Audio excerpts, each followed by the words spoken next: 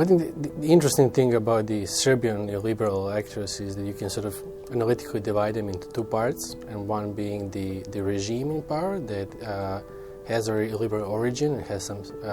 engages in sort of selective illiberalism, and then the sort of hardline illiberal activists in civil society, in the political sphere, who really go, sort of full scale,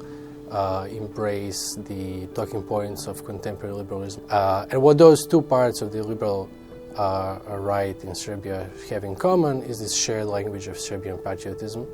as they call it, and really, you might say, Serbian nationalism, that is very much about sort of rehabilitating the image of the wars that Serbia pursued in the 1990s. And this shared language provides a vehicle for the hardline illiberals to mainstream some of these other illiberal ideas. And then I think for the regime, because it is selectively illiberal on those issues, it tends to focus on cooperating with the other illiberal actors in power. So, regimes like Viktor Orban's Hungary or Vladimir Putin in Russia, and tends to shy away from working with these edgier parts. So because it works mostly with the regimes in power, lots of its cooperation is about the authoritarian solidarity and about opportunities for graft, rather than about exchanging these ideological ideas. I think the Serbian case, really the takeaway that is interesting, I think, is that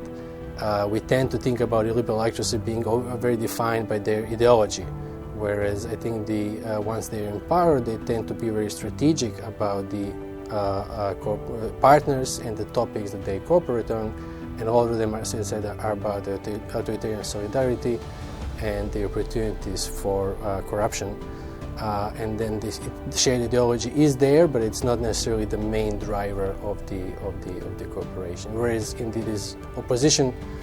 circles or in the hardline, it is because they tend to be not in power, they tend to focus more on the ideological commonalities.